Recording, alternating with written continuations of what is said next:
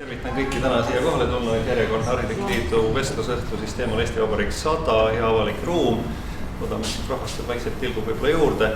Ja nagu me siin alati oleme teinud, et me võtame selle vestlusõhtu linti, et see on nagu järelvaadatav siis neile inimestele, kes siis pärast hiljem otsustavad nendel võistlustel osaleda ja saavad siit äkki siis mõne hea mõtte veel.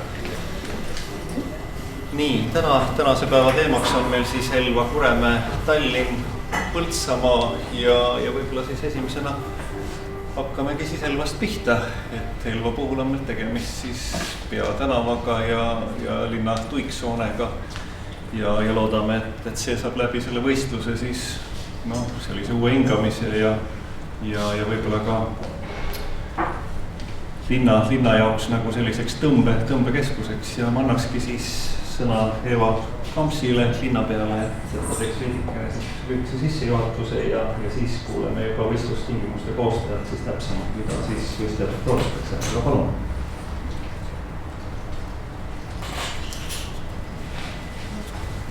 Tere õhtust kõigile, tervitused väiksest männilinnast Elvast. Et meie oleme väga rõõmsad, et me saime viimasel hetkel rongi peale kevadel osutus meile võimalikuks sellest konkursist osa saada ja meil on tõesti väga hea meel. Meie piirkond on suhteliselt suurem, kuna meil puudub konkreetne keskväljak, aga sellest kõigest siis natukene hiljem, et mul on hea meel tervitada siis Elva linna poolt ja kuna meie oleme selline tiim, kes me teeme koostööd, siis Elva linnast tuleb rääkima arendusjuht Margus Ivask.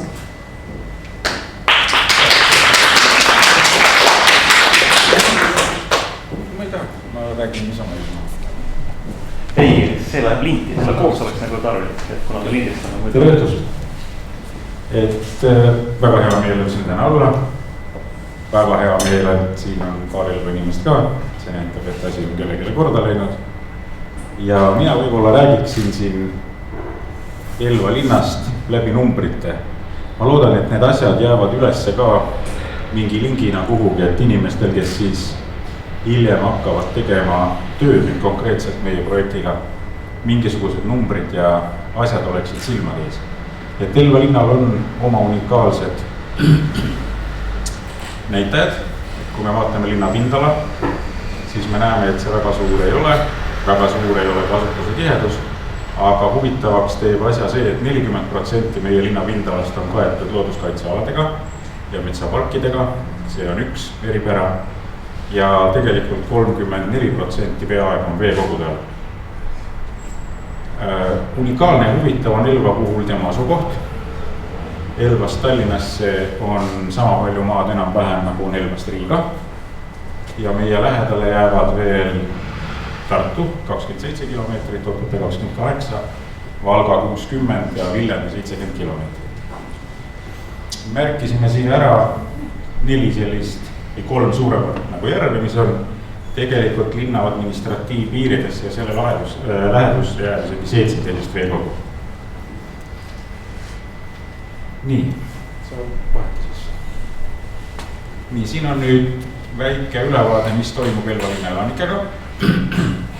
See trend on Elvas selline kahjuks väga aeglaselt kahanev, aga suhteliselt stabiilne ja praegu me teeme tugevalt tööd, et seda trendi natukene positiivsemaks saada. Kõik märgid näitavad, et Elva linna rahvastiku elaniku arv me loodame siin 2-3 aasta jooksul mingi jõnksu ülespoole peaks tegema.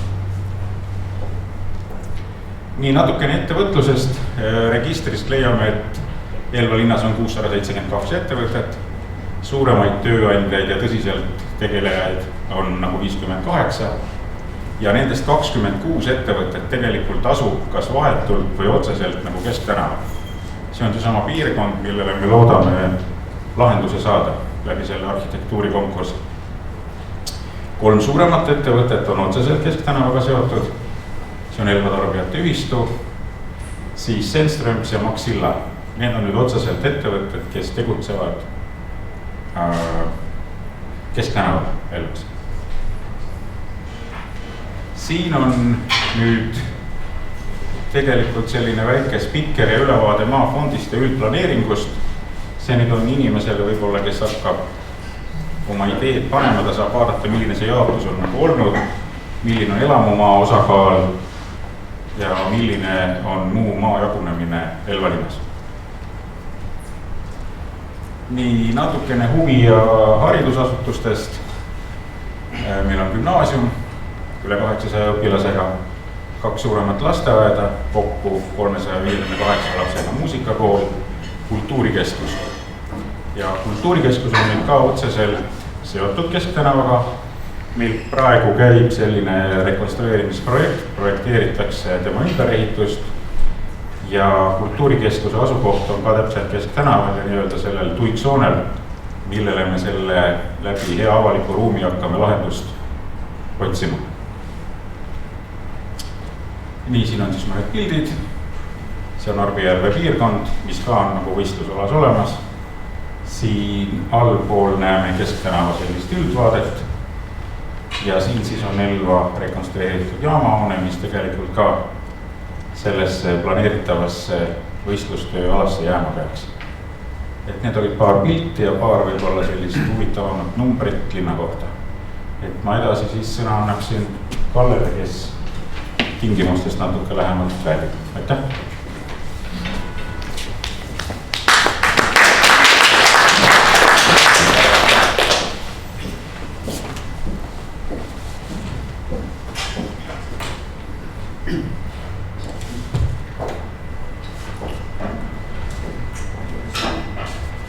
Tere õhtust.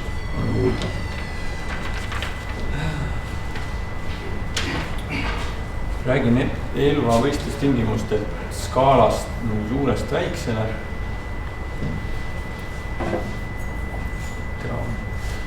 Alustan situatsiooniskeemiga, kus on näha Elva asustusstruktuur. Kõige tugevamad elemendid siin linnakeskuses on 2 järve, mis moodustavad koos siis metsadega ajaloolise kuurortlinna identiteedi. Tänapäevast linnastruktuuri mõjutavad enim siis sellised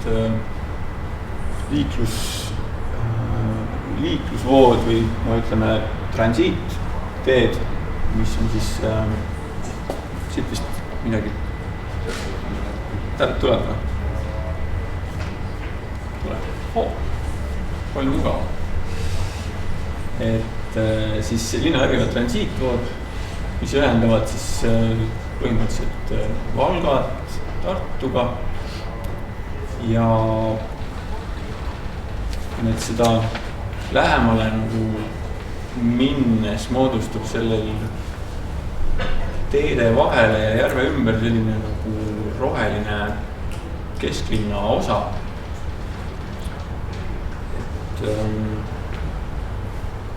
Roheline kvartal, keskel on siis Arbijärv ja teda ümbritsevad linna jaoks olulised funktsioonid. Siit kiiresti räägin, et pärast tuleb ka nendest juttu, aga siis selles piirkonnas jääb nii linnavalitsuse hoone, juba nimetatud kultuurikeskus, siin asub ka kool, lauluväljak ja praegu varem on seisnenud võib-olla kunagi mõne uue avaliku funktsiooni hoone. Nüüd veelgi lähemale minnes, ma rääkisin transiitvoogudest, mis on nagu sellised kõige aktiivsemad, siis täpsemalt Kesktänav, mis jääb siis selle võistluse objektiks, on olnud siis ajalooliselt Elva alguspunkt. Ta on ühendanud raudteejaama Turuväljakuga. Kuid praeguses olukorras on ta nii-öelda linna sisetänav, kuna siit kõige suuremad vood lähevad mööda. Ja ütleme, liikumine on siis selline, et ümbruskaudsed piirkonnad ja maakond läheneb siit Valga Tartu maanteed pidi, siin nad saavad oma sellised kaubanduskeskused ja avaliku parkimise ja liiguvad siit ühtlasi välja, vähe on meil asja Kesktänavale. Ja ma Margus Ivaskiga esimene kord kohtusin, siis ta avaldas sellist või kirjeldas oma sellist soovi ja unistust, et soov oleks seda Kesktänavat aktiviseerida, tuua talle nii-öelda, rõhutada teda linnas ja ühtlasi tuua see aktiivne linnasüda natuke nagu kallutada siia poole, kus on siis, nagu ma ütlesin, see kuurortlinna algus, kus on raudteejaam, kus on selline uhkemad mälestised, objektid. Aga no see on väga oluline ülesanne, aga see on natukene, ütleme nii, sinna ei saa läheneda nüüd üheselt, kuna kaubanduse vastu on keeruline selliste nostalgiliste argumentidega saada. Kaubandusel on oluline see juurdepääs, logistika ja nii-öelda lihtsalt seda jõuvahekorda ei muuda. Ja samamoodi Elva raudteejaam ja bussijaam ainukesena seda ei oma nagu piisavalt seda jõudu, et seda tähelepanus ümber suunata. Ehk siis Kesktänav vajab mingit toetavat tegevust, mis imagoloogiliselt sobiks kuurortlinna kuvandiga kokku. Ja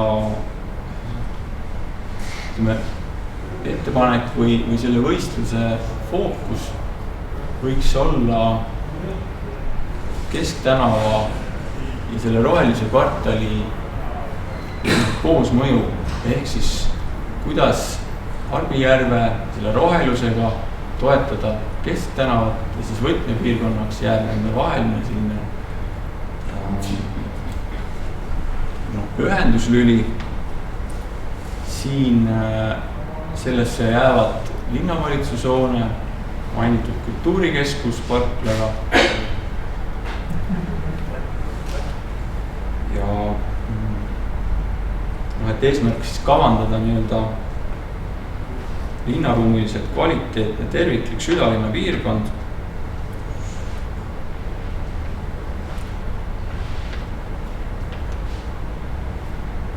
Ja nüüd ennist ei olnud neid suuri objekte peal, siin on nagu paremini näha, et mis siin nagu selles kvartalis siis õigupoolest toimub.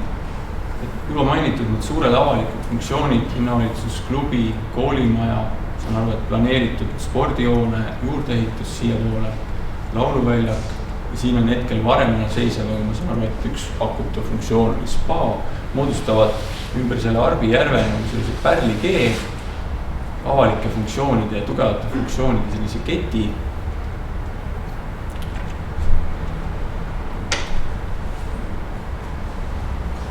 Ja see oleks nagu läbi selle saaks toetada seda Kesktänavat. Ja see võtmepiirkond siin võiks kujundada atraktiivseks selliselt, et avada nii vaateid, siin on sellised 3 alleekiirt ja läbi nende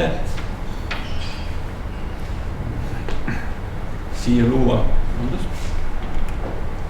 sellesse luua sellised ütleme avalikult kasutuseks mõeldud kas siis seiklusrada, lastemänguväljak, tuua see supluskoht võib-olla siia poole, toetada igal moel seda ala, luua linnaruum ja ühtlasi Arbijärve ümber kergliiklustee sinna näiteks madalamate pargivalgustitega luua selline kett, mis läbi see sisu ja see rohelus toetaks ja annaks uut sellist pudurtina kvaliteetset ruumi.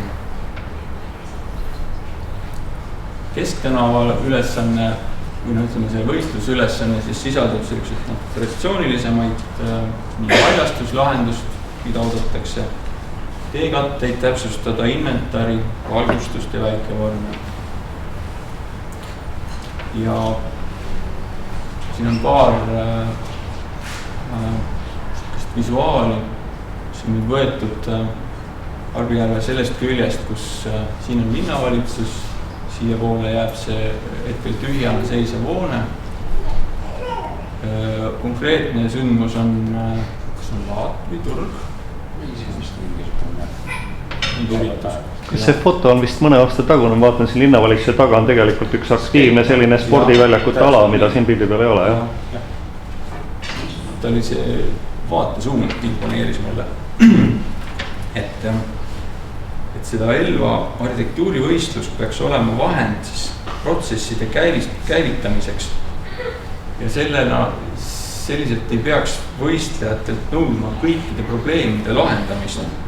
Et tegelikult on selle Arbijärve ümbruse ja Kesktänava tegeletud ka näiteks 36. aasta generaalplaanis ja 2010 on sellele Kesktänavale ka läbi viinud arhitektuurivõistlus.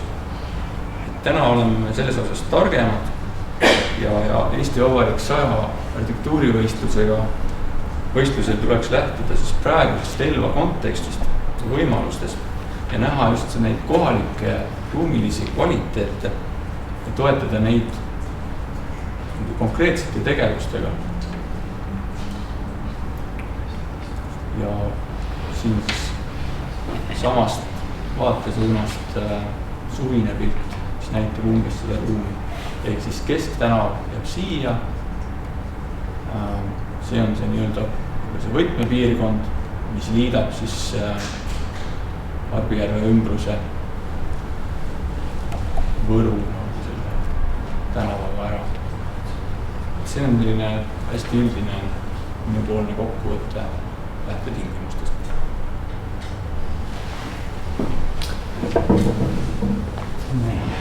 Okei, aga tänud jätta võibla äkki see plaan korra siin ette, et küsimused siin kohtust väga ja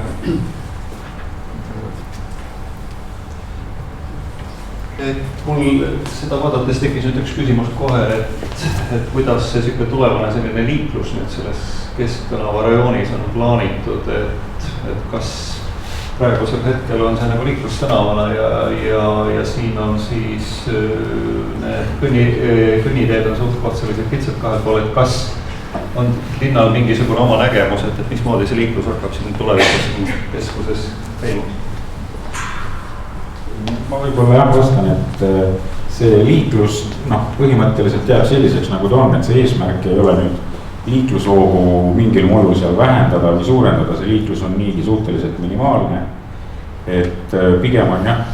Kas jääb kahesuunaliseks? Ja ikka, et selles mõttes mingit kitsendusi nagu ei tule, pigem saab see olema selline visuaalne läbi haljastuse või läbi mingisuguse vormi nagu uue kuju andmine. Et see läbilaskevõime ja see nüüd selle tegevuse tõttu ei peaks kannatama küll mingil juhul. Aga ütleme, et kui mõni võistlustöö pakub näiteks ühesuunalist tänavat, mille tulemusena on võimalik nagu laiendada seda sükest jalakäiguala, et ei, me vaatame kõiki neid võimalusi ja varianti ja kui on olemas mingi alternatiiv, mis nagu seob selle asja paremini tervikuks kui see kahesuunaline lahendus, siis miks mitte me võtame seda kaaluda. Sest seda aktiivselt kaalubki sama asja ka Viljandi ettevalmistatava konkurssi juures. Kello puhul on olnud mingi periood, kus tegelikult see keskliin oli üldse kinni. Et bussiliiklus oli suunatud mööda ja siis mingi aeg ta jälle tehti nagu lahti, et siin on neid varianti erinevaid otsitud ja proovitud, aga tundub, et kõige loogilisem on see mõlemad pidi läbitav variant, mis praegu on. Aitäh, aga nüüd publiku hulgast küsimusi äkki? Kiire küsimus, et see Konsumi park on ametlik nimi või? Ei ole, tegelikult on nii, et tal on õige mitu nime, et ma kõiki nimesid ei hakka nimetama siin, aga ta on üks osa, nagu siin mainiti, 2010. aastal korraldati arhitektuurikonkurss. Selle lahenduse saamiseks saadi ka õige mitu tööd, valiti ka võidutöö välja, aga realiseerunud on sellest tööst erinevatel põhjustel ainult see sama nii-öelda õnnetu Konsumi park. Et ta on praegu meil nagu välja ehitatud, nii palju kui on vaatajaid, nii palju on erinevaid arusaami, kui funktsionaalne, kui ilus, et jah, praegu ta on veel natukene selline nagu isoleeritud ja õnnetu, et ei ole just nagu linlaste lemmikpaik, aga me pidasime praegu targemaks teda mitte selle konkursiga siduda, sest meil on plaanis omalt poolt sinna mingisuguste muude asjade ja meetmetega nagu natukene elu juurde tuua, et see praegu selles kontekstis nagu mingit ülelahendamist ei vajaks. Vastus küsimusele, et on Turuplatsi park. On vist jah ametlik nimi. Kas omandi küsimustega on ka mingit dilemma? No Kesktänavad siit, kui me vaatame seda põhilist rohelist ala, mis nagu on, kuhu jääb see parkla nii-öelda Sinilinnu parkla, siin on see kultuurikeskus Sinilind, siin on see parkla, siis selle puhul on kõik selge, see on nagu linnamaad, aga suurem nagu Kesktänava kahel pool olevad krundid on nagu eravaldus. Kui on mingid konkreetsed küsimused, siis need saab nagu kas läbi Kalle saada või kindlasti saame täpsemalt ka vastata.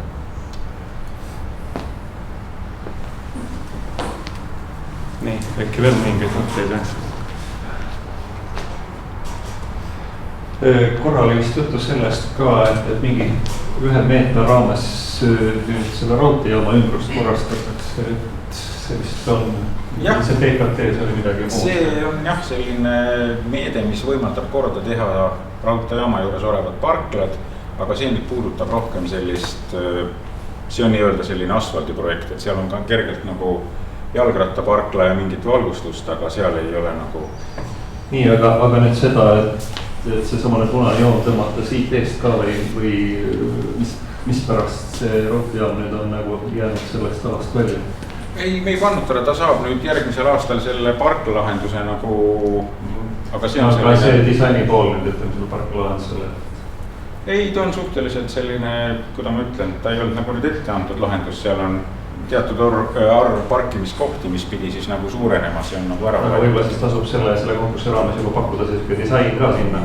Me võime seda kaaluda. See on nagu suhteliselt olulise ajaline raudteejaam ja selle esimene selline väljakuruum, et tegelikult on üks orgaaniline osa sellest kogu sellest Kesktänavast.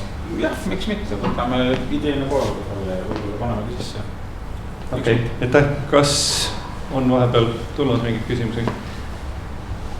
Kui ei, siis ma tänaks nüüd Elva linnavalitsusel annaks ühe väikese raamatukese. See raamat on Jan Keeri Linnade inimestele.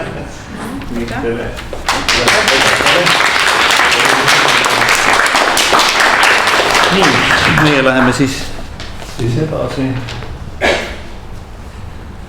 Nii, ja nüüd on meil kogu selle võistluste rea kõige väiksem koht ehk Illuka vald ja Kuremäe on, mis on liitunud, nii et selles suhtes on tore, et täna meil on sellel vestlusõhtul on nii Tallinn ühest otsast, eks oma suurusega teist otsast Kuremäe. Et Kuremäe puhul siis teemaks kloostri ümbrus, teades seda, et Kuremäe on tegelikult väga aktiivne suviti ja ka usupühade ajal siin turismikeskus, kus turistide arv ületab kordi ja kordi kohalike elanike arvu, siis kogu see selline liikumine Kuremäe kloostri ümbruses vajab ilmselt korrastamist ja kõik see ala, mis seal ümber selle kloostri on, vajab nagu uuesti mõtestamist.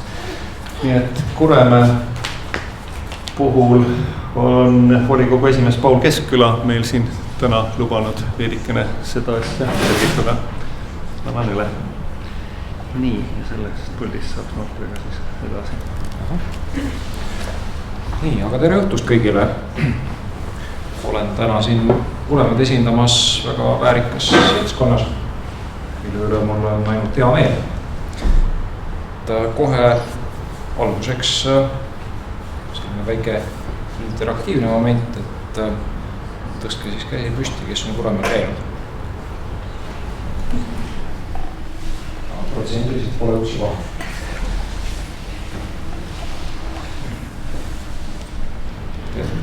Esimese asjana võib olla see, et miks mina räägin sellest Kuremäest.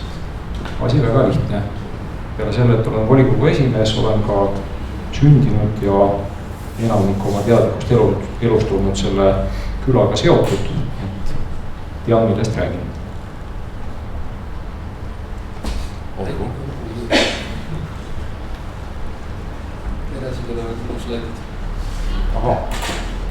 Okei, kus minu slaidid on?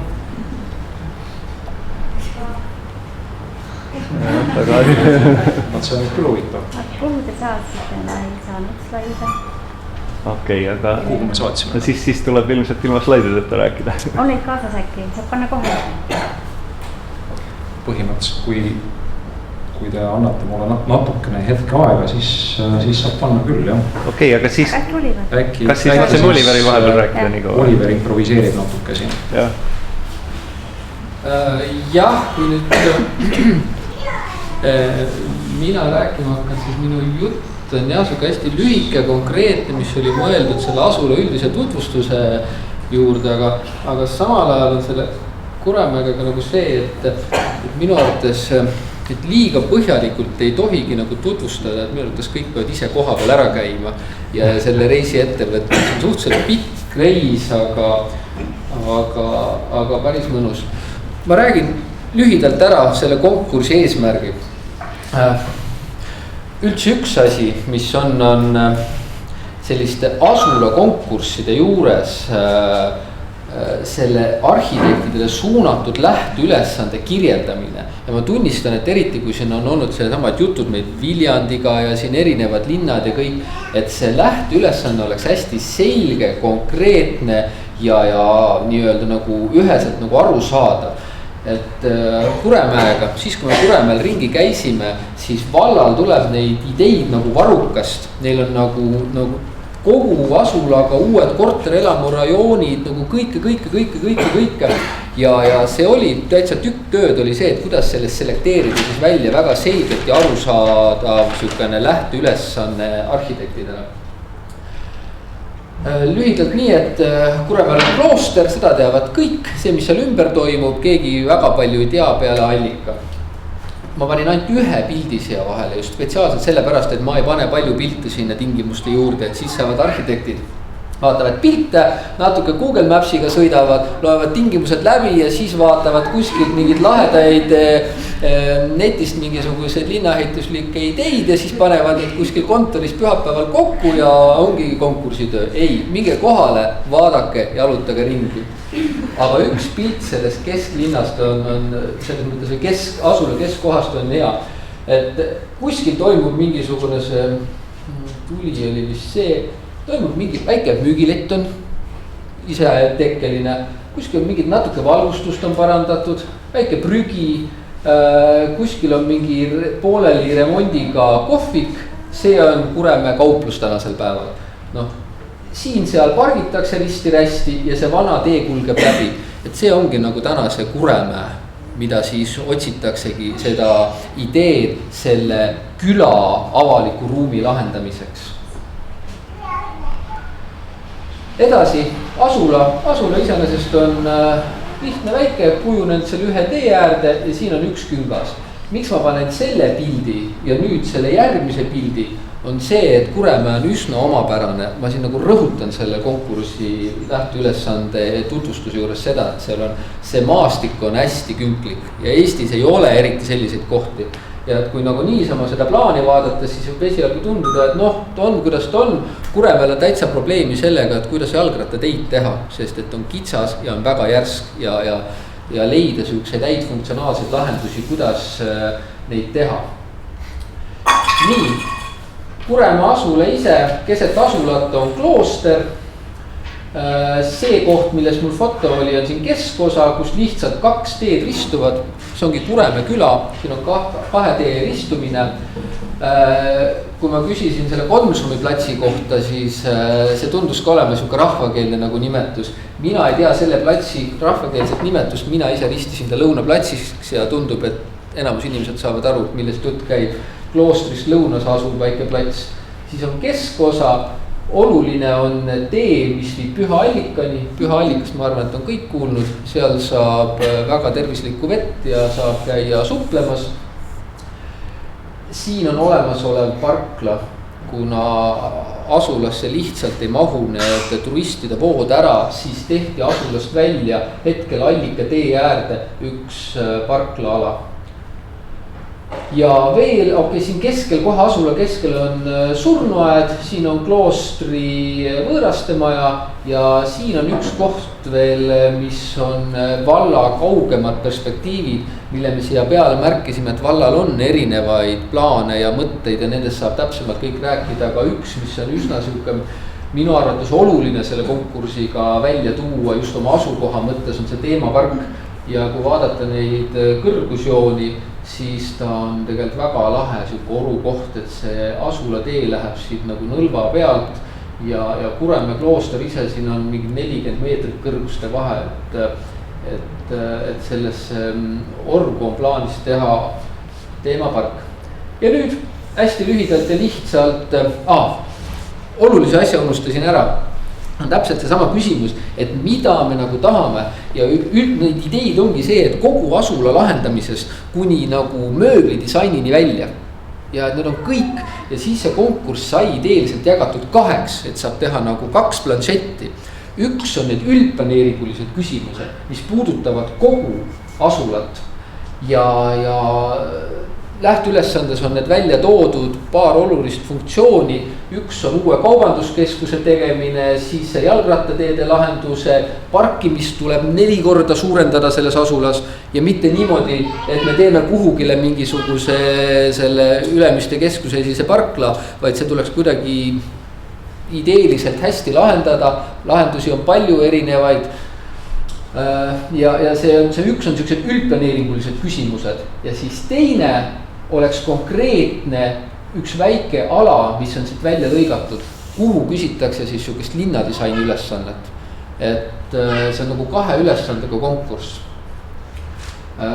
Korra käisid veel mõtted peast läbi, et küsiks nagu 3 kohas asulas, kus on kõik erinevad soovid ja mõtted, et küsiks sihukest 3 linnadisaini ülesannet, et lõikaks mingid tükid linnast välja, küsiks nagu nendele, millest lähtudes siis tulevikus kogu asulat arendatakse edasi. Aga lõpuks me tõmbasime selle, viimane arutelu oli veel tund aega tagasi, et otsustasin, et anname 1 ala kätte, kust arhitekt saab anda sellise linna disaini lahendused, millest lähtudes siis kõik edasi need lahendatakse see kogu küla ära. Lühidalt kõik. Aitäh Oliverile, nüüd ma saan aru, et vahepeal on need pildid üles leitud.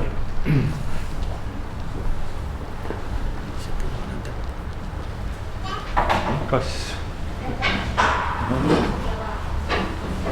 noortega? Nüüd paneks ära. Väike segadus on alati meeleolutus ja tekitab rohkem huvi.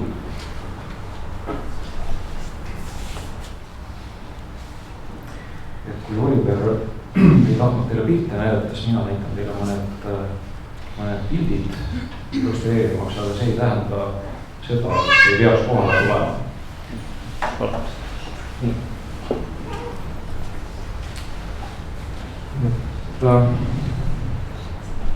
Sellise peatse saabuva jõulumeeleolu pildi panin teile tutvustamiseks sellepärast, et siin on suhteliselt see mägi hästi nähtav ja lage. Ka selline ta oli kusagil aastal 1915. Praegu on ta üsna sarnane, aga natuke rohkem metsa kasvab. Nii, asukoht. Nendele, kes siis ei ole kogemata käinud. Siis punktiga näidata. Üsna Vene piiri ääres, ehk siis päris Vene piiri ääres. Illuka vald. Natuke üle 1000 inimese, 2-3 inimest ruutkilomeetri kohta. Keset valda asub Kuremäe küla. Külast taustaks siis see, et on tõesti muinasajast sisuliselt nii püha kui matusepaik. Seal on oma surnuid matnud nii eestlased kui vadjalased, venelased. Keskus kui selline, seda mida te praegu näete, on oma loogikas ja olemuses kujunenud siis ümber kloosteri. 1885–1910. Et kui hakkate planeerima, siis soovitan natukene selle tekkelooga tutvuda. Huvitav ja õpetlik. Praegu on püsielanikke natuke üle 300, aga nagu te näete, külastajaid aastas circa 120 000. Ehk siis kui arvestada, et enamus nendest käib suvisel ajal, siis võite kujutada ette, kuidas see küla näeb välja kirikupühade ajal. Ja välja, nii, veel lisaks, et teil ikka huvitav oleks töid teha. Maa on siis erinevas valduses, nii et eramaa, munitsipaalmaa, aga see on kõik vähemuses. Suurem osa on sellest riigimaa, millest on osa reformimata ja sealhulgas ka see maa, kus asub klooster, on riigikaitsemaa hoopis. Maastik on liigendatud, seda te juba nägite, ehk siis mägi on astmeline. Sellel on ka oma kultuuriline taust, iga aste tähendab midagi. Keskosas ehk siis räägime sellest, mis nagu meil kõige problemaatilisem on väga palju piiranguid, eelkõige muinsuskaitselisi, ehk lihtsamalt öeldes lisaks kloostrile ja nagu päris surnuaiale on ka väga palju seal muid matmiskohti. Lisaks sellele on ka igasugused muud piirangud, nagu näiteks kultuurilised piirangud, et päris kõrtsi igale poole nagu planeerida ei saa. Isegi kui väga tahaks. Planeeringuala, mis ütleme, millega meie peame tegelema, seal on üle 10 hektari. Ja see üldplaneeringu ülesanne on teil enam-vähem umbes sama suurel alal. Nii, muinsuskaitselist piirangutest oli juba juttu. Nii, selline näeb ta välja siis väärtpoolt, nagu oli räägitud, eluloogika käib põhimõtteliselt 2 objekti vahel, ehk siis klooster või ütleme siis turismiloogika pigem. Klooster, allikas ja see praegusel hetkel siis see tee siin vahel on. Ja see väike parkla, mis peaks nagu ära lahendama praktiliselt kogu selle 120 000 vajadused. Nii, selline oli ta siis 1915 pärast valmimist.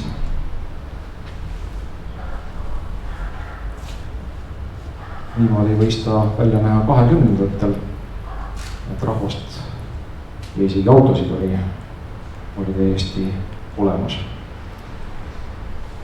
Selline näeb ta välja praegu pühade ajal. Nii, väike siis üks näide arhitektuurist, mis on säilinud või mis ehitamise ajast pärineb. Kohalik haigla, mis nüüd muidugi enam haigla funktsiooni ei täida, need on seal raamatukogu ja internetipunkt ja arstipunkt ka. Aga jääb nagu selle põhituristi tee äärde. Tänasel päeval midagi sellist. Allikas, ka 20 aastad, tänasel päeval. Et mis nagu nende aastate jooksul on muutunud valdavalt see, et kui enne inimesed saabusid jala ja hobustega ja Jõhvi raudteejaamast, eks ole näiteks, siis tänasel päeval on paraku igaühel oma auto.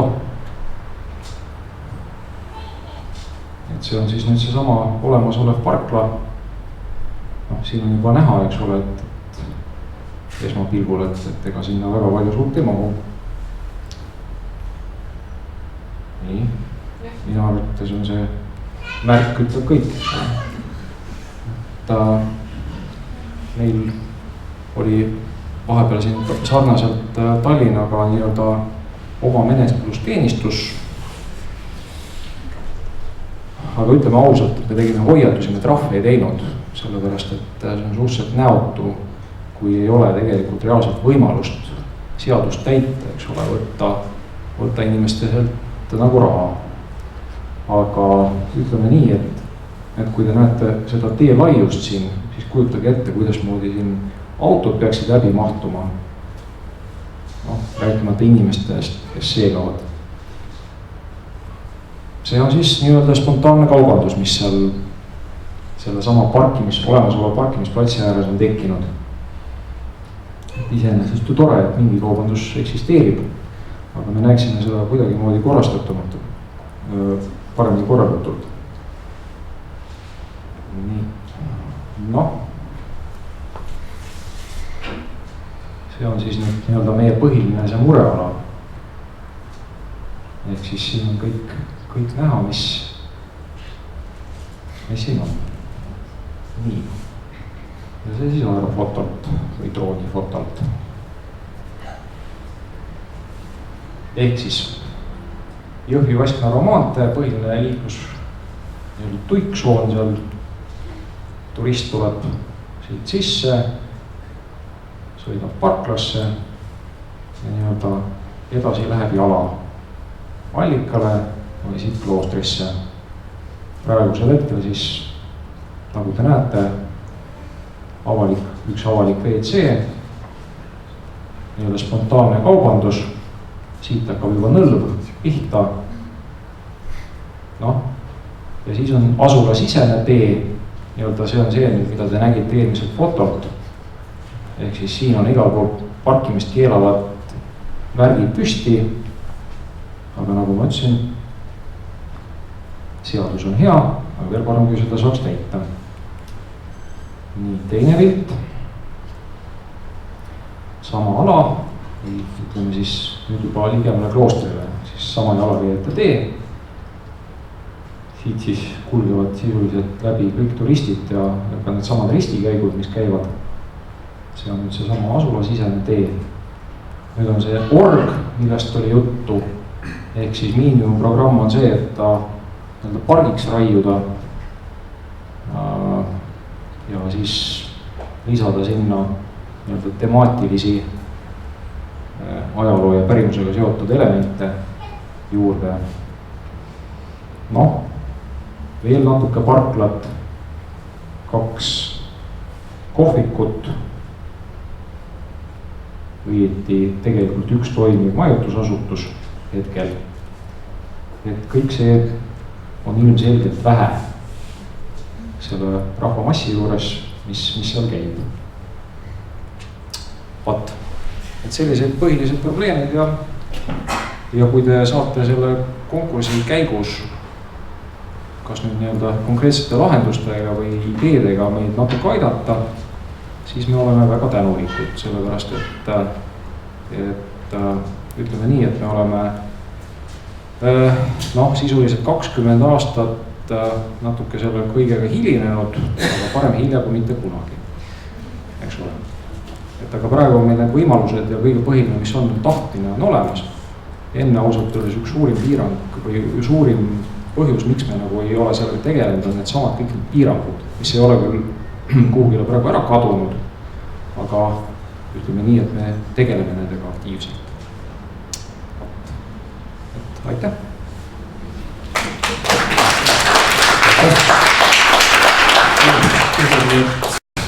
Vahepeal selle jutu käigus Oliverile või siis volikogu esimehele on mingisuguseid küsimusi tekkinud? Nii, Aet. Tere, aitäh, ma arvan, et Kuremäe on väga põnev arhitektuuri lähendada just tema erilisusi pärast, aga ma küsikski, ma saan aru, küsimus on Oliverile põhiliselt, et ma saan aru, et mõte on väga piiritleda ära see ala, mida arhitektid täpselt lahendavad, aga tundub, et üks väga oluline teekond on just see Allikast kloostri kompleks ja teine on see nii-öelda Kesktänav, et miks mitte käituda nii näiteks nagu Elva puhul, et anda lahendada terve Kesktänav, et siis terve kas jalakäigutee või nii-öelda terve Kesktänav. Vastus on lihtne selleks, et sinu töötunde kokku hoida, sellepärast seda tehtud. ja see on see, et nende linnaplaneeringuliste või linnalahendustega on, et antakse hästi suured alad ette, pikad osad ja minu arvamus on see, et kui üks büroo hakkab seda joonistama, sinna läheb jube palju töötunde ja see sära kaob silmist ära, kui sa pead ikka jube palju seda joonistama tegema. Et lihtsam on selle idee kätte saamiseks anda sellest pikast tänavast sulle üks lõik, selle sama tee puhul, mis siin on. Me mõtlesime, et me lõikame siit 10-meetrise lõigu välja, ütleme, et lahenda 10 meetrit. Ja edasi kõik oskavad ise seda pikendada pikalt edasi. Ja seda sama ruumi lahendamise idee kanda ka võib-olla selle tee äärde, siia tee äärde ja nii edasi. Et sellepärast nagu kontsentreerida see idee lahendus mingile ühele väiksele lõigule. Edasi tuleb veel küsimus edasi. Selle kaudu natuke kohe vaidleks vastu, et tegelikult me ju katendite projekti, DD-projekti ei tee, me ikkagi üritame ju teha seda kohaspetsiifilist lahendust, et noh, see 10 meetri lõik ei anna ju tegelikult mitte midagi, et me ikkagi võtaksime nagu mingisuguse sellise pikema lõigu ja just nimelt selle nende hoonete ja kõige sellega, mis seal ümber toimub, seoksime selle lahenduse. Mul oli just seesama kommentaar, et võib-olla Oliveril on välja mõeldud väga täpselt, et sellest tundub nii palju põnevust, et just nagu mõelda, et millises punktis anda just sellist kas siis mööbli või ruumiliste lahendustega mingit pinget ja natuke nagu mõtiskleda selle kogu teekonna üle, et ma ise ühel suvel just käisin niimoodi seda ja see on nagu läbi selle maastiku vaheldumise ja läbi selle kõige põnevuse, et see võib tekkida nii palju. Nii et soovitaks seda veel mõelda täpselt, kuidas nüüd seda võistlusülesannet täpselt sättida. Mõtleme. Miks ma selle pildi siia tagasi panin, et see iseenesest näitab nagu hästi seda olemasolevat välja kujunenud olukorda, mis on tekkinud läbi ühe üldplaneeringulise lahenduse, mis oli see parklasi. Et tehti ühte kohta üks objekt ja see muutis selle asula funktsioneerimist nii palju, et selle koha peale siin tuli see turu nii-öelda lettide koht. Et üks asi võib hästi palju ühes linnas nagu muuta ja samal ajal, kui me seal ka nagu ringi jalutasime, siis meie näiteks siit juba on inimesed tallanud otseraja sisse. Et kui te lähete koha peale, te näete, et tegelikult seal see asula ootab nagu kujundamist või näiteks see, et hetkel lähevad kõik läbi surnuaia. Ja samal ajal on see läbi surnuaia minek ja siin on suhteliselt kitsad trepid, et miks ei võiks minna siit, kui see linnaruum korda teha. Täna siin ei ole head kõnniteed, et sul on mugavam minna läbi surnuaia. Aga just see hetkel, see üks tükk, mis nagu välja lõigati, kas me lõikame ta kuskilt siit poolt või võtame siit poolt, aga ta on nagu siuke, ütleme, et heas mõõtkavas joonisele mahtu üks osa linnast. Aga ma ütlen, meil oli neid alguses 3, me jõudsime sealt nagu 1 peale, aga me mõtleme selle järgi.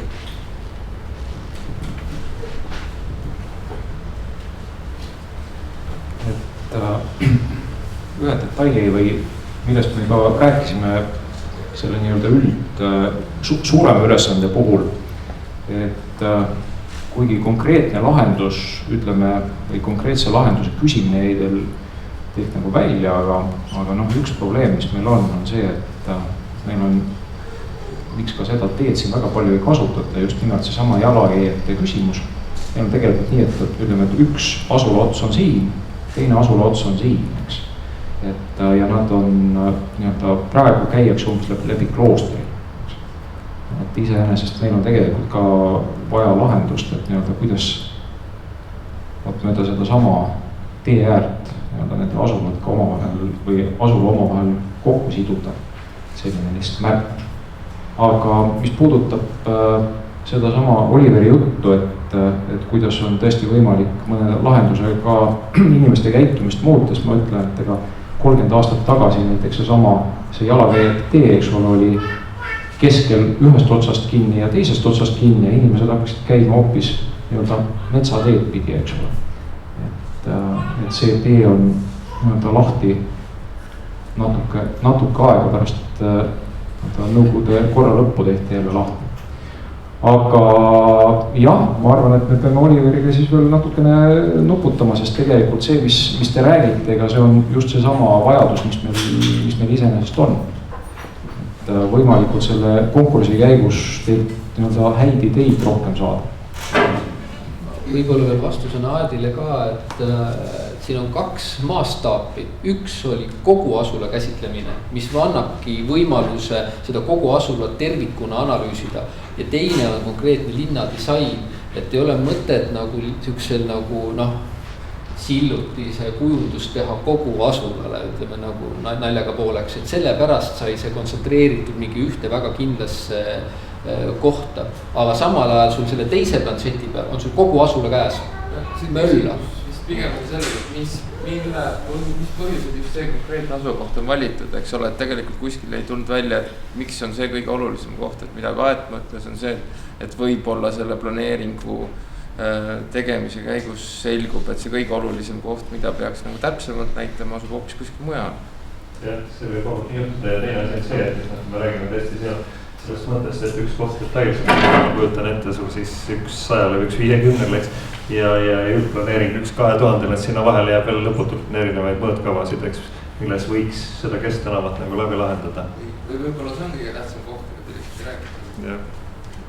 Nii et jah, see võib selles suhtes tõesti, et kui te tahate Kuremäel saada võib-olla selliseid lahendusi, mida te täna hetkel ei oskagi ise ette näha, et siis tasuks anda need piirid võib-olla veidi laiemad, mitte niivõrd ette anda üks selline punkt. Kas on veel küsimusi Kuremäe kohta? Kui ei ole, siis ma tänan ja üks mingitus siis samuti. Jan Keeli raamat linnade inimestele. Nii. Ja, suured tänud. Loodame siis konkursi ülesõndele. Aga nüüd saan aru juba järgmised esinejad ootavad. Tallinn, nüüd teine ring meil Tallinna koha pealt, et ühe korra me oleme juba eelnevalt nagu seda Tallinna teemat tutvustanud. Ja täna võtame siis nüüd nagu põhjalikumalt selle ette ja Anu Hallik-Jürgenstein teeb siis võib-olla meile esimese sissejuhtava sõnad. Aitäh, tere õhtust kõigile. Et esmalt soovin tänada eelkõnelejaid, kelle projektid olid minu meelest väga lahedad ja igal juhul vähemalt minul tekitasid kindlalt soovi neid kohti külastada. Kui mitte hiljem, siis kui need kõik valminud on. Aga nüüd siis Tallinnast. Et ma leian, et igal tugeval, vahval, elujõulisel ja heal linnal on olemas oma selgroog. Ja selgroog siis Peatänava näol, mis on siis selline mõnus koht ja teisest küljest linna sümbol. Ajalooliselt vaadates on Tallinnas sellisteks kohtadeks olnud Raekoja plats, mille väärtust ma kindlasti täna vähem tähtsaks ei taha pidada, Viru tänav, Harju tänav. Tänases Tallinnas aga sellist selgelt identifitseeritud ja ka nime poolest Peatänavat ei ole. Ja sellepärast olemegi otsustanud Tallinnas, et selline Peatänav peaks sündima, mis oleks siis ühelt poolt Tallinna sümbol, et omaks sellist sümbolist tähtsust, kujundaks linna identiteeti jõulisemal moel ja teiseks oleks selline kohtumise koht, kus inimesed tahaksid tulla, kus nad meelsasti veedaksid aega, kus nad saaksid kohtuda üksteisega, mis ei oleks lihtsalt selline läbikäimise koht. Teisest küljest oleks see meeldiv koht väikeettevõtjatele tegutseda ja ka suurematele kaubandus- ning jaekaubandus ettevõtetele hea tegutsemiskoht. Ja oma visioonis siis näeme, et Tallinna Peatänav kulgeb Kosmose kino juurest mööda Pärnu maanteed läbi Viru väljaku kuni Jõe tänavani. Selge prioriteedi oleme otsustanud anda seal jalakäijatele, ühistranspordile ja jalgratturitele. Päris ära ei kaotamisel ka autotransporti, kuid seda üritatakse ümber suunata ja tõenäoliselt ka kiirust vähendada. Kuidas me selle projektiga siis minema hakkame, et hetkel ootame kuskil 3 nädala pärast liiklusuuringu tulemusi. seejärel on meil plaanis korraldada linnafoorum, kus siis kõik huvitatud osapooled saavad kaasa mõelda ja kaasa rääkida selle projekti juures, misjärel siis juba kuulutame välja arhitektuurikonkurssi. Et Tallinna linnale on see projekt selle Euroopa Liidu eelarve programmi raames üks kõige olulisem 5 objektist, kuulub siis nende 5 kõige olulisema objekti hulka, kus siis lisaks on veel Haabersti ristmik, Reidi tee, Gonsiori tänava rekonstrueerimine ning lennujaama tramm. Aga edasi annan sõna Hendrik Mällile, kes siis räägib juba täpsemalt. Ja tänan. Et nagu nendest 2 esimesest ettekandest väga hästi välja paistis, siis ega suurus ei ole oluline. Et siin on natukene minu meelest ka korraldajate poolsed valikud tehtud, et need teemad, millest räägitakse, on sarnased, aga absoluutselt siin ei ole vahet, kas Kuremäe või Tallinn, tegelikult probleemid on ühesugused, ülesanne, mida lahendada on ka suhteliselt sarnane. Et ma jooksin kiiresti nendest slaididest läbi, et Tiit saab siis põhjalikumalt juba võistlusest konkreetselt rääkida. Tallinnast tervikuna rääkima ei hakka, räägin sellest piirkonnast siis, kus me praegusel hetkel toimetamas selle projekti raames oleme, see on siis, nagu Anu juba ütles, Pärnu maantee, Narva maantee, Liivalaia lõik või ütleme siis see magistraaltänava lõik, tänases mõttes magistraaltänava lõik, mis jääb Liivalaia tänava ja Liivalaia tänava vahele. Ja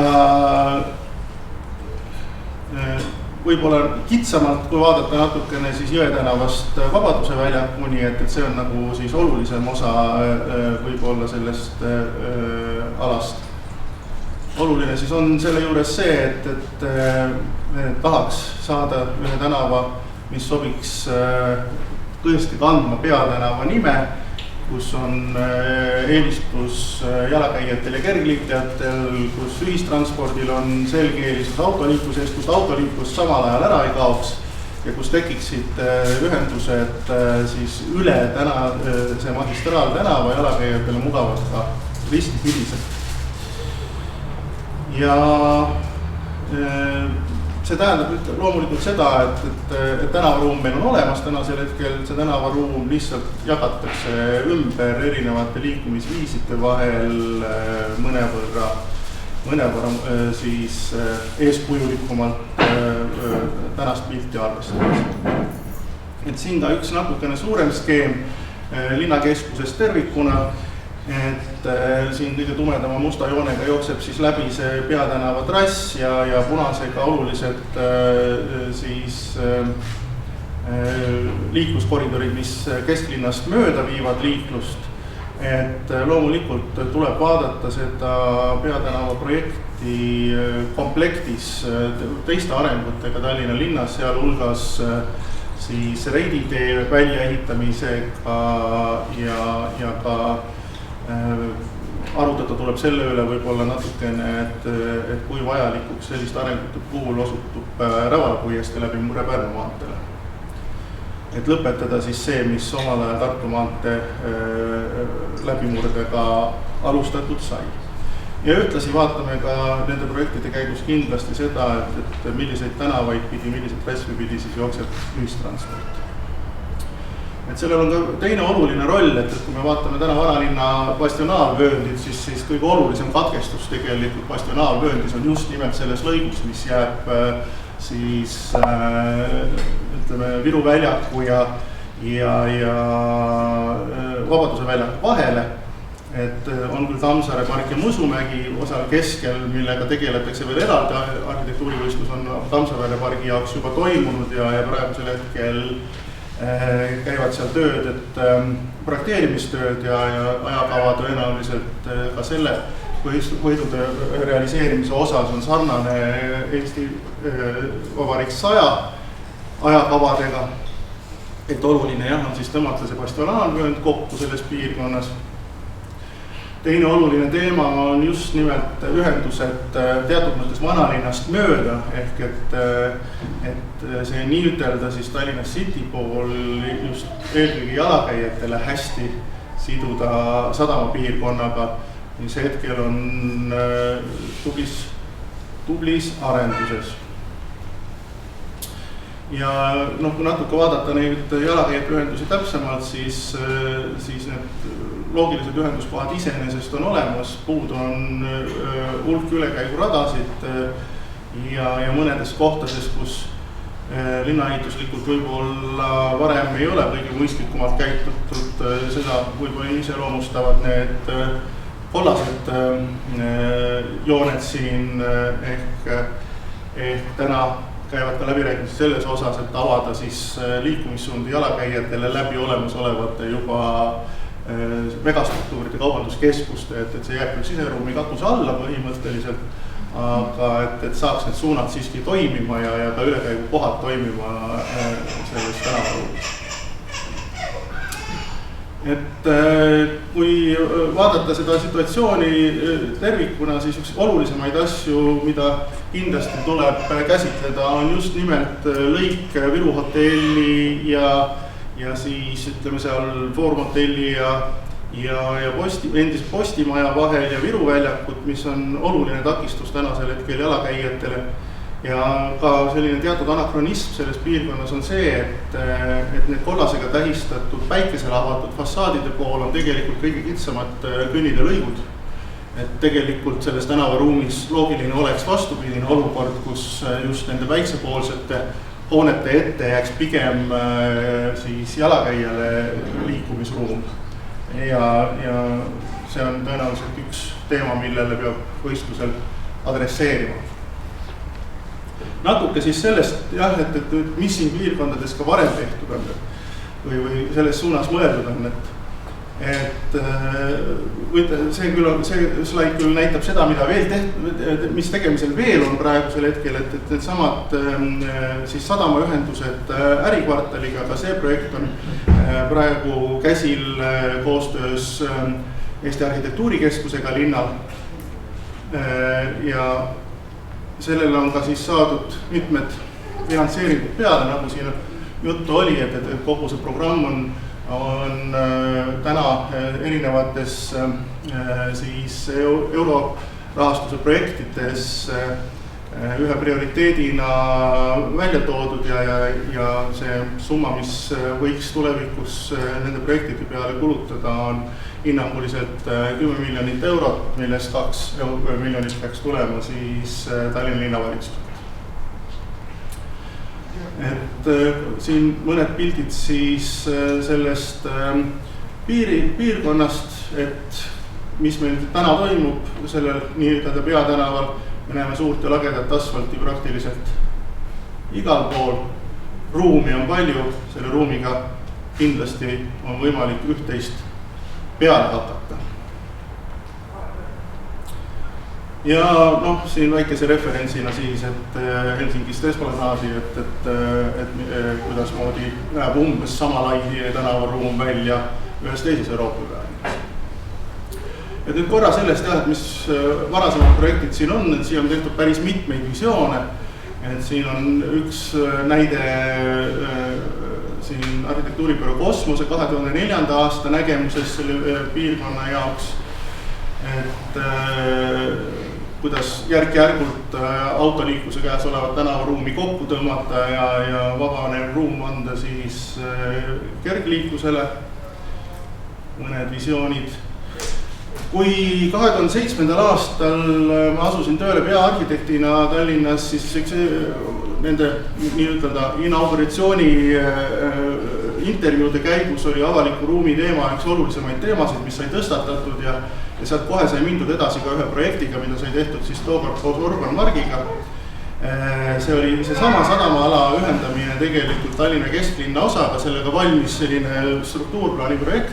Selle käigus tegelikult räägiti läbi ka selle piirkonna arendajatega, nii et seal oli, see projekt jõudis juba täiesti sellisesse staadiumisse, kus oleks iseenesest võinud projekteerimisega edasi minna, aga linn ei olnud tegelikult veel valmis tegelema niivõrd olulisel määral avaliku ruumiga, seal oli mitmed suured rahanõudvad teised projektid ees, näiteks Ülemiste ristmiku ehitus, mis on suhteliselt autokeskne, suur siis liiklustaristu tänaseks on see lõpetatud ja rõõm tõdeda, et need asjad on uuesti lauale võetud, et küll nüüd 7-8 aastat hiljem, aga et loota on, et paari aasta pärast on siia ka panustatud juba reaalsesse realisatsiooni olulised summad. Mõned visioonid veel siin hilisemast ajast, arhitekt Must on sel aastal teinud mõned visioonid, kuidas moodi tänavaruumi kujundada. Ja ka, nagu te tõenäoliselt kõik teate, siis seesama piirkond oli ka Tallinna arhitektuuribiennaali visioonivõistluse teema, nii et ka siin visioonivõistluselt on meil päris mitu mõtet. Mõned näited sellest, kuidas mujal maailmas on enne ja pärast tehtud, et erinevalt Oliverist, kes ütles, et ta pilti ei näita, sest et muidu võtad internetist ja jamad, ma just näitan pildid ette ära ja näitan ka, et nii on tehtud, seda ärge võtke internetist, tehke mõelge ise midagi välja. Sama siin, Inglismaa ja sellega minu poolt kõik annan Tiidule edasi.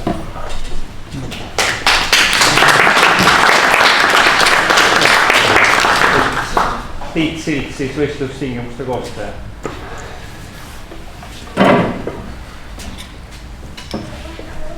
Tere ka minu poolt, et võib-olla kõigepealt paar sõna sellist üldist tausta, et siis seda projekti ehk neid pehmeid tegevusi projekteerimise eelselt siis rahastab Keskkonnainvesteeringute nagu keskus ja siis seda ehitamist Tallinna linn praegu on siis kokkulepe 2 miljoni euro suuruses summas pluss 10 miljonit siis tuleb ühtekuuluvusfondilt. Kohustuslik reklaami ekstra. Tegelikult on lootus, et seda raha tuleb juurde, et selles mõttes ma olen väga hea meel selle projekti ja kaasosaline olla, et erinevad tavalisest, ma olen pikalt kohalikus omavalitsuses töötanud, erinevad tavalisest sellistest linna ettevõtmistest, siin on reaalsed finantsid ja allikad olemas, et tõesti on lootus, et 2020 on siin üht-teist ära tehtud. Aga siin on taaskord siis võistlusala näha, et tegelikult on see siis osa suuremast projektist, millest üks osa siis selle oranži noolega siin näidatud on Tallinna peatänav ja teine osa number 2 on siis need ühendused merele, et kõigepealt tuleb meil, ühesõnaga see protsess on siin suhteliselt selline keerukas, ja loodetavasti siis tänu sellele ka suhteliselt selline põhjalik, et üks asi, mida me selle peatänava projekti raames teeme näiteks on see, et me räägime kohalike ettevõtetega. Me räägime korduvalt, intervjueerime neid, uurime nende soovid välja, me räägime ka inimestega nii-öelda tänavalt, oleme seda juba 2 korda teinud ja tulevikus on plaan sellega jätkata. Ja siis, kui meil on see nii-öelda alusandmed data koos, siis me korraldame linnafoorumi, mille üks põhifookuseid siis tegelikult on liiklusküsimused, et kui me seda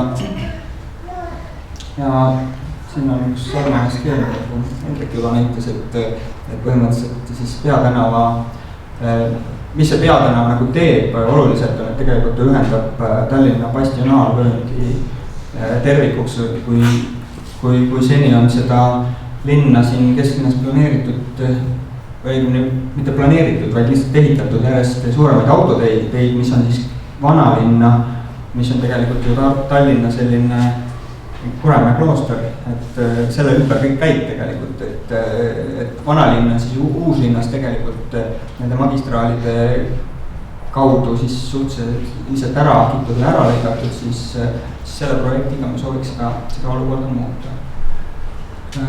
Praegu olemasolevast olukorrast siis, et on siin 2 lõiku välja toodud, et esimene on siis Narva maanteed, kus on tänava laius on 25 meetrit ja sõidutee osa ja jalakäijate osad on siin suhteliselt väiksed kõrval, ja neid sõiduradasid on ikka nagu üsna palju. teine on siis sisuliselt nagu Viru väljaku juurest, et noh, see pilt on üsna selline autokeskne. kuigi ega neid autosid siin ju nii väga palju näha ei ole, et võib-olla neil ei ole palju ruumi vaja. Ehk siis siuke esimene mõte, kui ma neid konkursi tingimusi tegema hakkasin või mõtestama, siis natuke nagu lihtsalt mõõtsin seda tänavat, käisin ringi, et siin on siis see olemasolev selline tänavaruum, see viirutatud ala siin keskel on see, või see roheline ala markeerib seda, et mis tegelikult võiks kokku võtta eeldusel, et me jätame alles 2 trammirida rada keskele pluss siis 2 kahes suunas autoliikluse.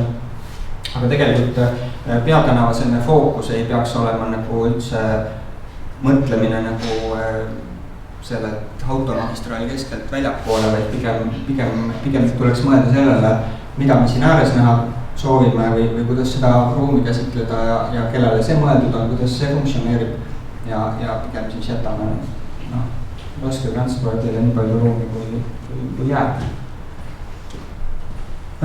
Ja tegelikult me töötasime läbi sellised mõned skeemid juba nagu natukene täpsemalt, et meie eesmärk oleks tegelikult anda arhitektidele suhteliselt täpne selline liiklusskeem või noh, mis ei ole küll, me ei mõtle seda nagu päris jäigalt nüüd, et see nüüd paika on pandud, aga siin on mõned sellised nüansid, et me ei saa ette kujutada näiteks seda, et me trammi idee terves ulatuses nihutame siia või sinna poole või tegeleme sellega ka suures mastaabis, sest siis kulub kogu raha selle ümberehitamiseks ja nii-öelda fookus kaob avalikult ruumilt ära.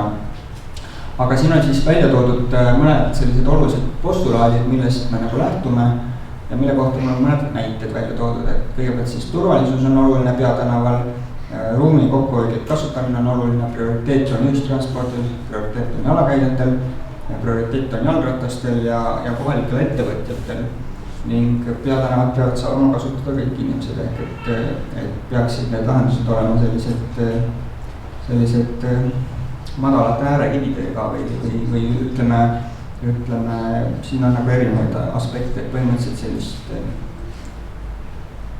universaaldisaini printsiipe võiks rakendada. Ehk siis turvalisus see küsimus, et tegelikult peatänava maksimaalne liikluskiirus võiks olla 30 kilomeetrit tunnis, mis puudutab autotransporti, mis tegelikult tagab suurema läbilaskuse, nii kummaline kui see ka ei ole, sujuvama liikluse ja mis on turvalisem jalakäijatele, et kui toimub auto ja jalakäija vahel liiklusõnnetus kiirusel 30 kilomeetrit tunnis, siis 90% tõenäosusega jalakäija jääb ellu, kui see toimub kiirusega 50 kilomeetrit tunnis, siis on see suhe täpselt vastupidine, et surmatõenäosus on siis 90%. Üks näide siit samast Tallinnast, hea näide siis Sootänava nii-öelda näide, kus tegelikult on selle liikluskorralduslike ja linnaruumiliste muudatustega saavutatud nii kummaline, kui see ei ole, aga suurem läbilaskus, et kui enne oli tänava läbilaskus 800 autot tunnis, siis nüüd on 1200 ja noh, see tuleneb sellest tegelikult, autod liiguvad aeglasemalt ja vahel nende autode vahel on väiksemad ja siuksed peatused on nagu, kõik toimub sujuvamalt. Siis ruumi kokkuhoidlik kasutus, ehk siis mõte on see, et ühistransport, nii trammid kui bussid võiksid liikuda ühes koridoris, mis praeguses seisus tähendab teatud selliseid trammiteede peatuste ümberehitamisi, sest need on praeguses seisus natuke kitsad, ehk siis bussid ei mahu, 2 bussi vastastikku ei mahu väga hästi ära, ehk siis praegu on see lahendus 6 meetrit lai, siis tulevikus võiks olla 7 meetrit.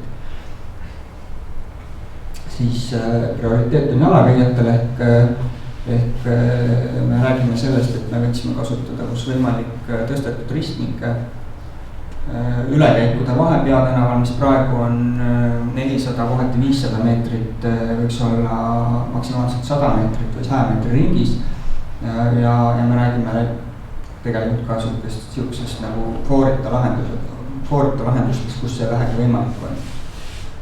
Prioriteet on jalgratastest ja me tahaks, et peatänava mõlemis servas oleks eraldi jalgrattateed. Kui vaadata praegust Tallinna jalgrattateede võrgustikku, siis see näeb välja internetikaardi põhjal selline, aga siis peatänavaga tegelikult me tekitame sellise päris olulise ühenduse ja tihendame seda võrgustikku ja aitame kaasa ka ilmselt jalgrattatranspordi sellisele populariseerimisele, et statistika järgi on näiteks Kopenhaagenis 70% jalgrattakasutajatest kasutavad jalgratast ka talvel ja Oulus, mis asub nüüd Tallinnast oluliselt põhja pool, on see protsent 60%, nii et kõik on tahtmise küsimus. Prioriteet on siis kohalikel ettevõtjatel ehk et see juurde tulev ruum, mis me autodelt ja raskeliikluselt ära võtame, seda võiksid osaliselt kasutada ka nii-öelda äri tegemiseks ettevõtete poolt, ettevõtted võiksid tulla siia tänavaruumi. Ja peatänavat peaks saama kasutada kõik siis, et tegelikult nii ema lapse vankriga kui ka inimene ratastoolis võiks saata siit mugavalt ja lihtsalt liikuda, et me võiksime vältida selliseid treppe amedates kohtades, et kui räägime Musumäele ronimisest, siis sellest mitte pääse, aga ülejäänud tänavaruumis. Tegime sellise nagu väikse nagu ruumilise analüüsi siis, et ja praeguses seisus siis nagu ettepanekud, mida juba võiksin liikluslahenduses muuta. Need nii-öelda teed on õigete laiustega, et seda nagu näha palju ka ruumi juurde tekib. Et ühistranspordi osas tekitasime ühe peatuse juurde selle ettepanekuga, mis on siis Pronksi tänava ristmikul.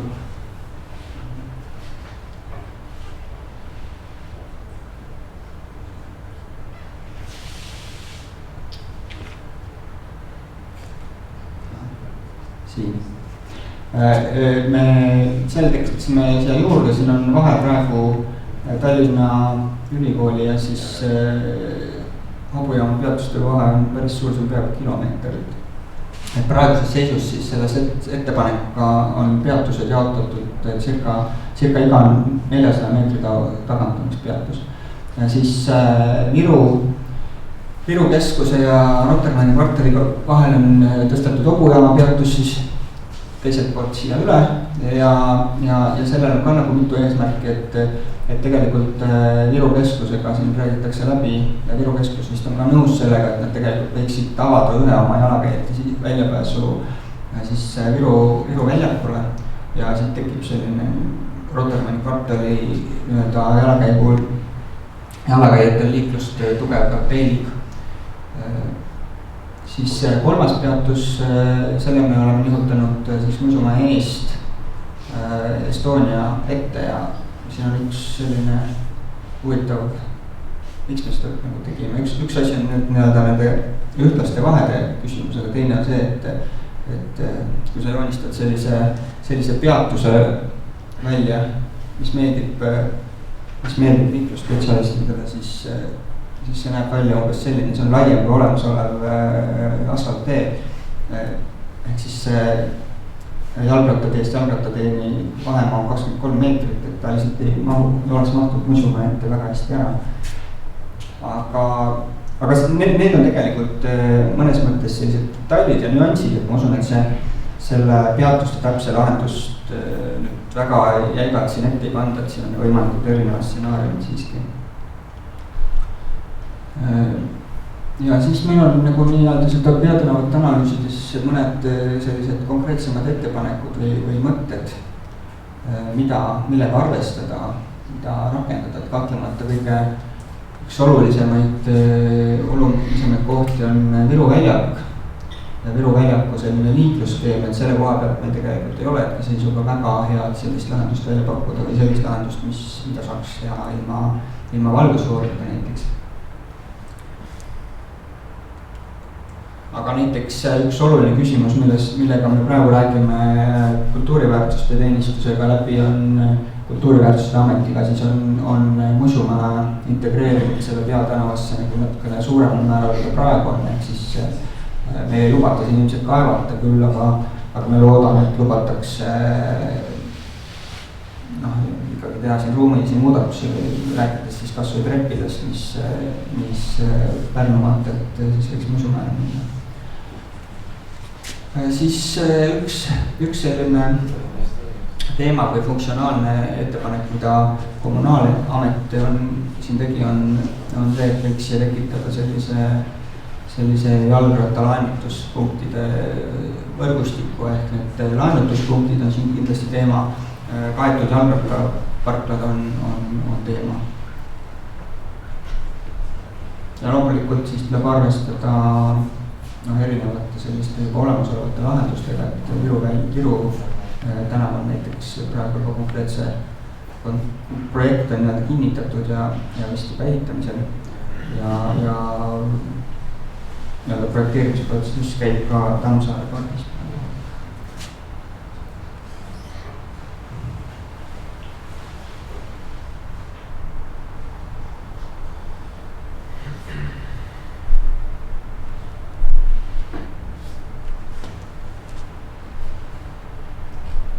Ühesõnaga neid mõtteid on siin päris palju, et ma ei oska midagi isegi väga välja tuua hetkel, aga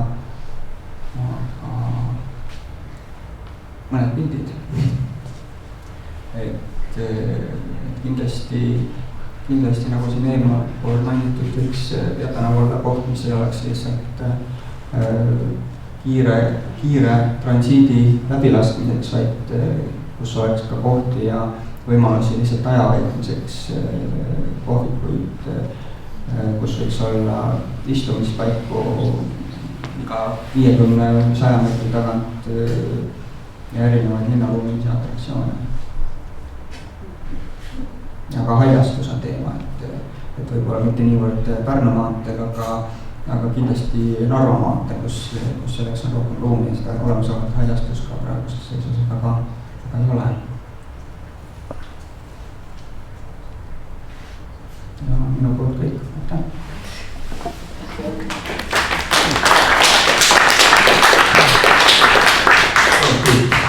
Kas Tallinna koha pealt on küsimusi tekkinud?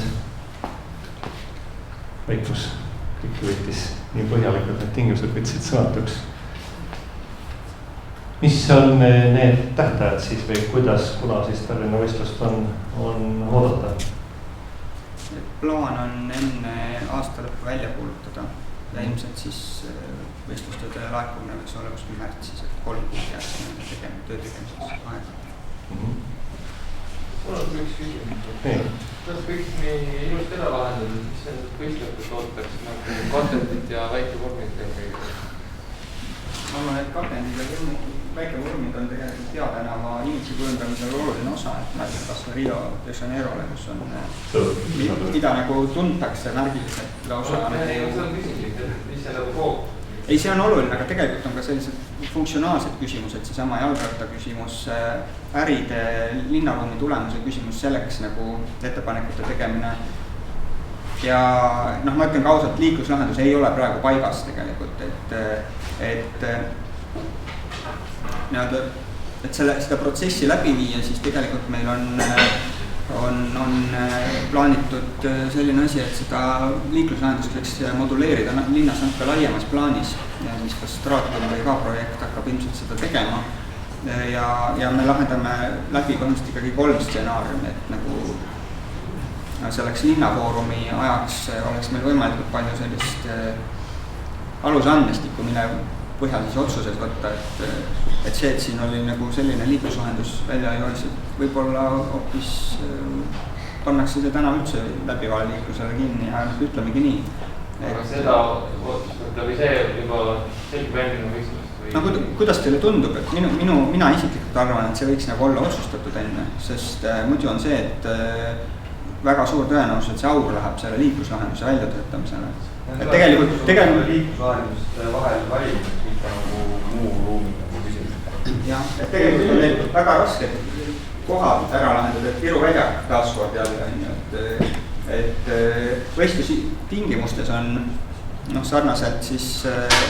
sarnaselt Kuremäel ei ole meil, on ka mitu skaalat, et me tahaks tegelikult näha detailseid lahendusi kolmest asukohast, siis ehk lõik Narva maantest, lõik Pärnu maantest ja siis Vabaduse väljak. Ma täiendaks nii palju, et põhimõtteliselt see oluline teema, mida lahendada tuleb, on just see tänav igaühele, eks ole, et see on nagu see ja tõepoolest me ei taha, et väga palju tegeletakse liikluslahendusega, aga tõenäoliselt ei ole need tingimused ka sedavõrd ranged, mis ütlevad, et sellega ei tohi tegeleda või ei tohi ise midagi välja pakkuda. Et siin on oluline on see, et trammide osas suuri rekonstruktsioone tõenäoliselt ette näha ei ole mõtet, sest selleks lihtsalt puudub ressurss. Ja nüüd, mis puudutab neid väikeruume või väikevorme ja katendeid, siis see on tegelikult kaunis oluline teema, sellepärast et kui me vaatame, kuidas meie avalik ruum on arenenud viimase siin aastate jooksul, siis me oleme suutnud läbi viia mingisuguse mõttemalli muudatuse tänavate üldisel kujundamisel. Seesama Sootänav, Tehnikatanav, Telliskivi tänav, mis on rekonstrueeritud uute põhimõtete järgi. Aga kui me seal ringi käime, seesama pilt, mida Tiit näitas ka, siis me näeme ikkagi seal seda musta asfalti ja neid tänavavalgustusposte. Et meil oleks vaja meie kommunaalametnikud viia ka järgmisele tasandile, kus nad ei kardaks enam sillutisi, erinevaid sillutisi, ei kardaks disaini linnaruumis, sest tänane põhiargument on ju see, et see on keeruline hooldada pärast, et ühes kohas tuleks ta teha sellise võistluse läbi ära ja siis juba tõenäoliselt jõuab ka see edasi otsustajate teadvusesse et see efekt, mida saavutatakse sellise tõesti disainlahendusega, kaalub tegelikult need mõningased ebamugavused ja kulud hiljem võib-olla hoolduses üle. Et selles mõttes on oluline teema see sillutiste pool ka. Lihtsalt huvitaks ka, et tõesti, ma arvan, et selleks, et maksimaalselt sellist ruumilist kvaliteeti saada, mind huvitaks, et kas vähemalt oleks hea, kui see oleks enne analüüsitud ära, et kas üldse oleks võimalik tõesti see Viru ringi ja Vabaduse väljaku vaheline lõik näiteks üldse liiklusele sulgeda ja liiklus ümber suunata. Et see oleks reaalselt, eks ole, võimalus, kuidas see roheline bastionaalvöönduse tervikuks siduda. Meie tänane teadmine on see, et see lahendus, mida Tiit presenteeris, kus jääb 1+1 sõidurida läbivale liiklusele, on realiseeritav iseseisvalt, ilma et tegelikult peaks isegi mitte põhjaväljaga, reiditeed ühesõnaga välja ehitama või mingisuguseid muid liikluskorralduslikke muudatusi naabertänavatel tegema. Ja põhimõtteliselt on öeldud, et see, et läbivat liiklust sellele lõigule üldse peale ja autoliiklust, ühistransport siiski, aga et autoliiklust üldse, see tõenäoliselt ei ole iseseisvalt realiseeritav, aga on täiesti lahendatav, kui naabertänavaid kaasatakse.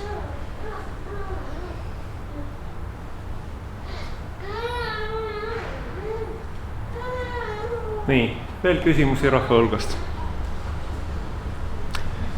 Aga sellisel juhul tänane Tallinn ja reaktsioonile kinnitab.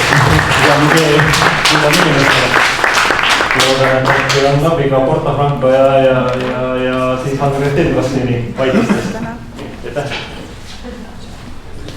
Nii, ja nüüd läheme siis tänase vestlusõhtu viimase teema ehk viimase linna ja Põltsamaa juurde ja Põltsamaa koha pealt siis on meil esiteks Põltsamaa linnapea Jaan Haiaots teeb siis ühe sellise sissejuhatuse ja siis räägivad juba võistlustingimuste koostajad Mari Hunt ja Ätader.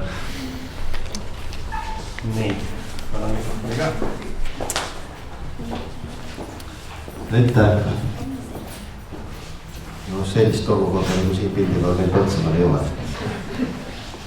Tere õhtust kõigile ja tervitused siis Kesk-Eestist, Põltsamaalt.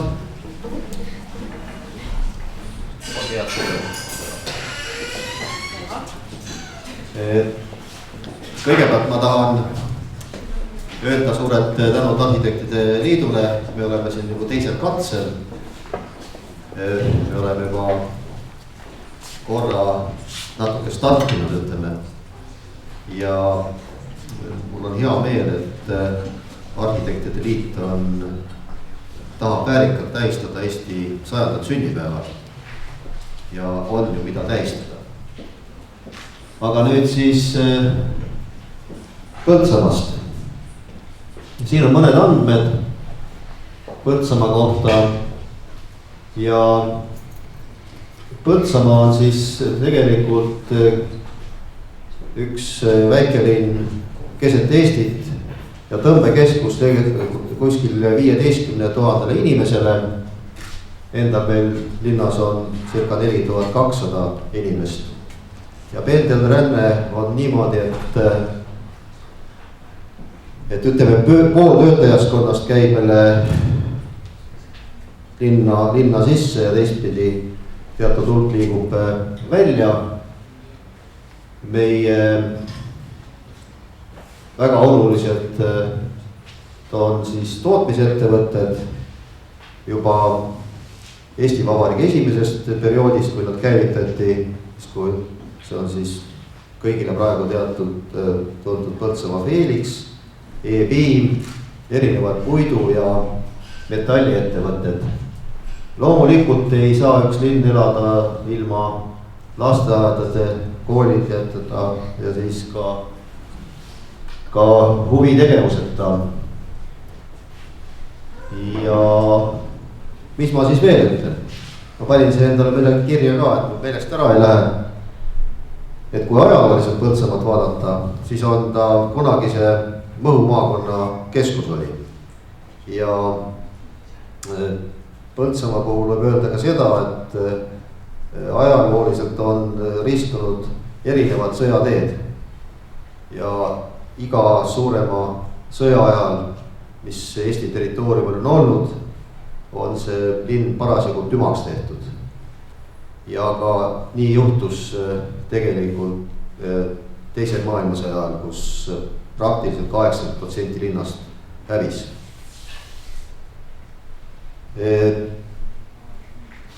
Väga oluline on meil ka rahvuslik ärkamisaeg ja Karl August Erman, keda siis on kirjeldatud ka kõige kirglikumat ja järjekindlamat rahvusliku ärkamisaja tegelast. Ja tema abikaasa Paula, kes on siis see inimene, kes õmbles ja tuli selle ideega välja, et Eesti Üliõpilasseltsile õmmelda lipp, millest on siis välja kujunenud täna Eesti Vabariigi lipp ja mis on ka alles.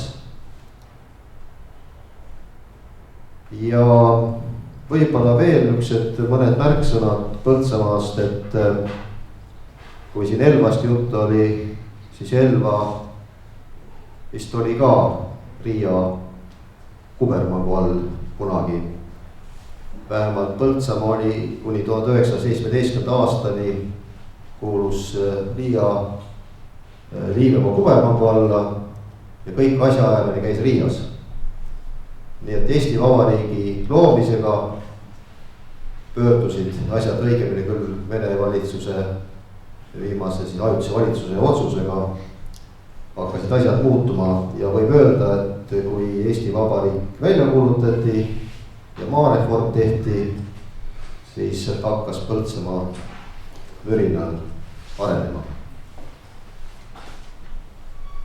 Ja meil on siin olemas üks slaidiga pilti ka. Võin anda teie.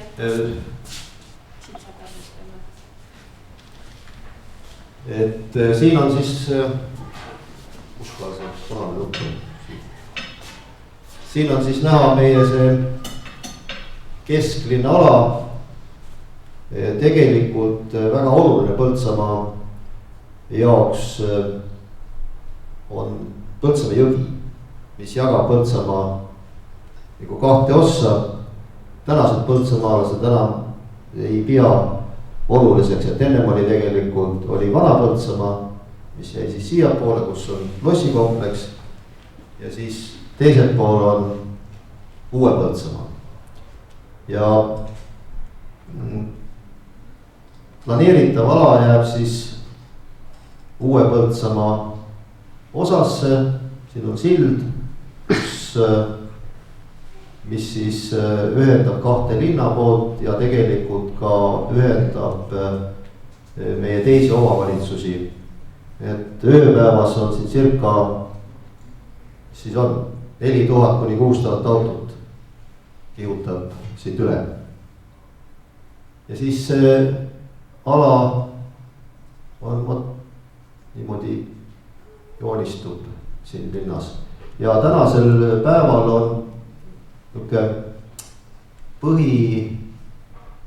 ütleme, kaubandustegevus ja teenindustegevus, mis puudutab ärijooneid või äritegevust, on siis sellesse osasse nagu välja kujunenud. Ja siis teisel pool jõge on siis Põltsamaa linnavalitsus ja vallavalitsus on ka veel kuskil siin meil kohe linnas 300 meetrit meist eemal. Ja siin apteegid ja niisugused kohad. Et võib-olla siit vaadates tundub kogu see lugu niisugune jube metsas olevat, aga kui nüüd järgmiseid pilte näidata, siis tundub jälle, et puha kõik on lage. Ja meie arvates võiks seda linnaruumi kujundada läbi niisuguse kujunduslike elementide, läbi valguslahenduste, mis meil siin nüüd uus kalapääsla, tegelikult see kalapääsla, see on 2 aastat siin olnud. Läbi selle kalapääsla, kõik see pingid, valgustus, no ma ei tea, mida iganes, mis annaks linnaruumile juurde ja teeks mugavust juurde. Muidugi ajalooline, ütleme niisugune linna keskosa tegelikult oli siin, mis teises maailmasõjas kõik häviseks ja lükati tasa ja ka siin oli kõik hoonestatud. Et nüüd oleks siis, kuidas öelda, pall arhitektide käes ja ega ma rohkem midagi ei oska öelda praegu. Aitäh!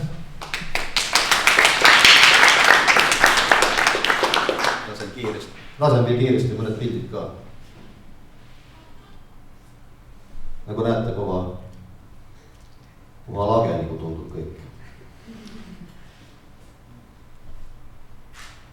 Aga tegelikult on nii, et veel mõned aastad tagasi oli see ala, mis siin praegu lage on, oli võsas ja ei olnud sellisel moel läbipaistev, sest praktiliselt ei olnud võimalik üle jõe näha. Et me oleme suutnud nüüd seda teha, seda linna nagu läbipaistvamaks muuta. Mul on siin hea ravist. Palun.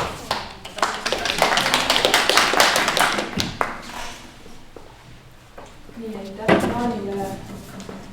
Põltsamaa linna poolt on meil tõesti selline väga entusiastlik meeskond täna ka siin koha peal, kes tegid meile väga ilusa ringkäigu kõik igal pool seal, mida praegu Jaan näitas. Et Põltsamaa, me teame, kus asub. Tallinn-Tartu maantee ääres ja põhiliselt on siis elamukeskkond, need samad tööstushooned, Põltsamaa Felix, mis siin sai juba mainitud, aga meie tegeleme siis põhiliselt selle kesklinna alaga. Praegu on seal märgitud selline kolmnurkne piirkond. Põltsamaa kesklinn, nagu Jaan siin mainis, sai teises maailmasõjas kõvasti kannatada. See tänavanukk on neil praegu osaliselt säilinud, kuid suur osa sellest olemasolevast, sellest olnud kesklinnast on siis hävinud.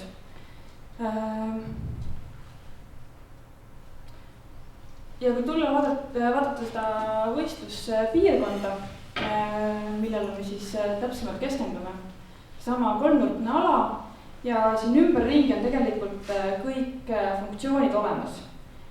Siin vasakul üleval, seal on näha, seal on gümnaasium, seal on noortekeskus, võrkpalliplatsid, noorte ajaveetmiskohad, raamatukogu, kohvik. Siin teisel pool vana Põltsamaa alal on seesama see linnavalitsuse hoonet, siis sama muusikakool koos erinevate ärihoonetega. Ja teisel pool jõge tulevad siis juba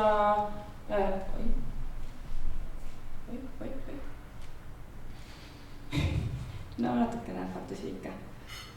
Siin teiselt poolt jõge on meil siin näha, siis on erinevad pastoraat, nii kultuurikeskus kui ka vana kinohoone, mis on kultuurimälestis, kuid praegusel juhul kinona toimi. Aga mis on positiivne just Põltsamaa puhul on see, et väga palju uusi kaubandushooneid ei ole kerkinud mitte linna piirile, vaid kesklinna.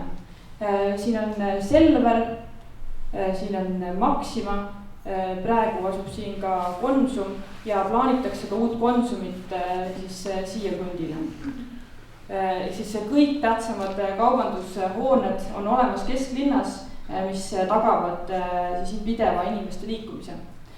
Lisaks on veel siin siis ka veel selline vana Carl Schmidti hoone, kus toimub kohvik, restoran ja seal on ka selline toreda nimega pubi, hullava naise pubi, mis alati kõigile muige hullutav. Ja võistlusala. Siin vahepeal oli veel see detailplaneering ka, et on kehtestatud detailplaneering, mis praegu on kehtiv. See lubab tegelikult päris palju uusi hoonestusalasid siia konkreetsele alale, millest meie räägime. Ja see nüüd on muidugi natukene imelik. Ta on ennast pööranud teistpidi.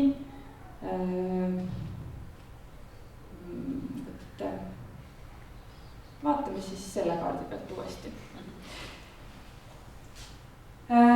Meil on jagatud see võistlusala 8 erinevaks piirkonnaks. Üks on siis konkreetsem detailsem võistlusala, mis on selle punase pideva joonega märgitud ja siis eraldi valguslahenduse ala selle punktiiriga.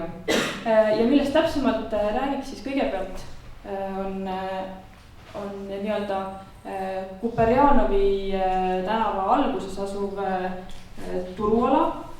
Seda on kõik varid on sellised väga piinlik. Aga okei, nii, Kuperjanovi turuala, mis on siis, kus tegelikult ka praegu toimib olemasolev turg ja seal ka praegu on turufunktsioon. See tänav on ühest otsast suletud selle ringteega, mis tähendab, et autoliiklust on seal suhteliselt vähe. Aga jalakäijate liiklus on tihe ja võistlusega otsitakse siis uusi lahendusi just sellele turufunktsioonile, aga samas, et see tänav toimiks ka siis sellisena, kui turgu seal samal ajal ei ole. Teine ala on see nii-öelda ettevõtlusala, kus siin siis kõrval, kus on võimalik siis näha seda praegu olemasolevat Konsumihoonet ja siin samas nurga taga, siin selja taga on ka siis teised kaubandushooned. Ja siin nende kahe tänava ristumis kohal tavaneb just hea vaade sellele tervele alale. Vasakul siis see kesktänav, kus praegu on juba aktiivne kaubandus, aga see kaubandus on rohkem sissepoole pööratud ja võiks mõelda, kuidas siis seda tänavaruumi muuta aktiivsemaks linnakasutajatele. Ja lisaks, aga lisaks säiliks siis ka ligipääsud nendesse hoonetesse ja mõtlen, peaks ka parkimise lahendusele.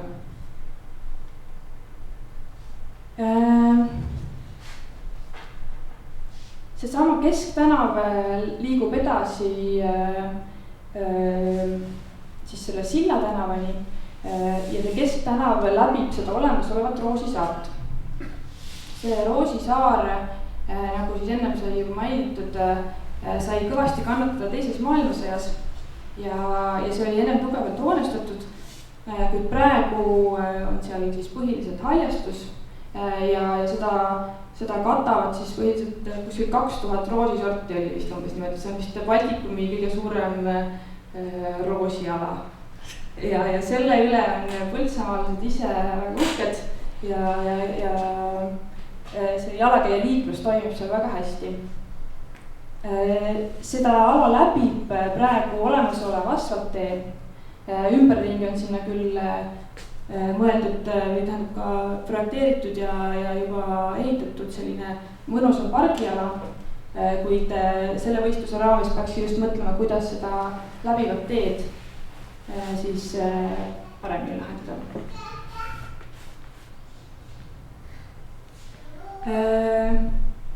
See kaart on siin jälle vildakalt natukene, aga see teine osa, mis siis võistluse juurde kuulub, on siis see valguslahenduse osa. Et selle valguslahendusega oleks siis vaja vaadata sedasama Roosisaare osa, mille pargikujunduslik osa on juba tehtud, kuid sinna juurde oleks siis vaja mõelda ja leiutada sellist Põltsamaale iseloomulikku identiteeti, valgust, kas siis pinki, tooli, midagi sellist. Ja siin on ka näha just seda kalatreppe, mis hiljuti on valmis saanud ja mis toimivad ise ka juba suhteliselt sellise turismi attraktsioonina. Ja võib-olla võiks siis mõelda, et kas seda kalatreppide ala oleks ka võimalik kuidagi valgusega paremini välja valgustada. Kuigi jah, küsimus on siis muidugi, kas kala ka tahab seal ujuda, et see ei saa liiga hull olla. Ja valguslahenduse alla kuulub ka veel silla valgustamine. Praegu olemasoleva sild rekonstrueeritakse ja seal juures võiks siis mõelda kogu alaga sobituvat valgusdisaini ja lisaks kogu seda Silla tänavat, mis siis algab sellest suurest hiiglaslikust ringteest, mis on tegelikult võib-olla isegi Põltsamaa mõistes nagu väga suur, et kuidas seda ringteed siis selliste lihtsamate vahenditega ja selle visuaalse ühtse märgiga ühendada siis ülejäänud alaga. Ja siin on veel viimane vaade sellele Põltsamaa keskalale, millest me siin rääkisime, oli siis see kolmnurkne ala. Siit on näha see põhiline võistlusala, Kuperjanovi tänava turuplats, siis Kesktänav koos aktiivse linnaväljakuga, sealt edasi jätkuva sellise pargiteega, siia juurde lisaks siis valguslahendus Roosisaarele ja valguslahendus ka siis Silla tänavale. Et Põltsamaa puhul on just see, et siin on juba väga palju rohelust ja aktiivsust ja siin on tegelikult funktsioonid sellised on kõik olemas. Vaja on lihtsalt mõelda, kuidas seda linnakeskkonda siin natuke inimeskaalaliselt mõnusamaks ja hubasemaks ja paremaks muuta. Aitäh!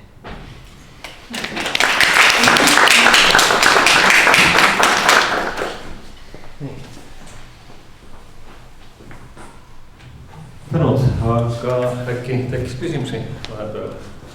Nii, selle ringi kohta, et see on nii suur seal, et seal on hetkel tingimustes, et ainult valguslahendus või võib seda kuidagi seal ümber ka korraldada, seda ringi väiksemaks teha, kaotada, tahate sellele mingid ideed?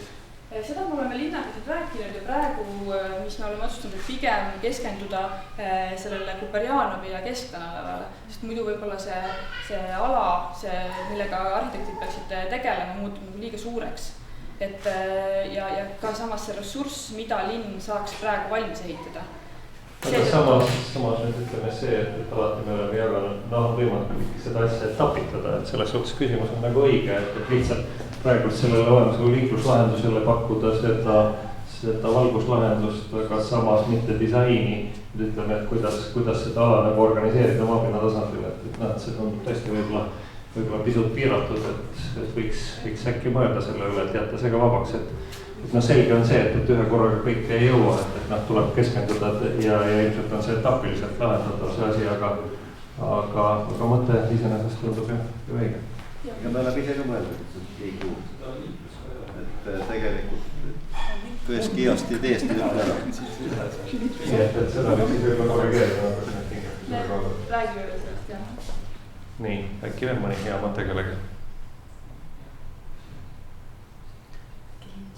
No, aga sellisel juhul meil on veel seal üks selline laud kaetud, nii et äkki pärast kellelgi tuleb veel mõtteid, et siis saab nagu ise küsida.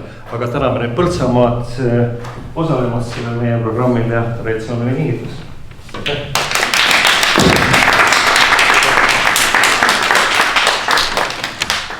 Nii, ja olge head, siis on suugiste laud ja veinilaud, et kes soovib.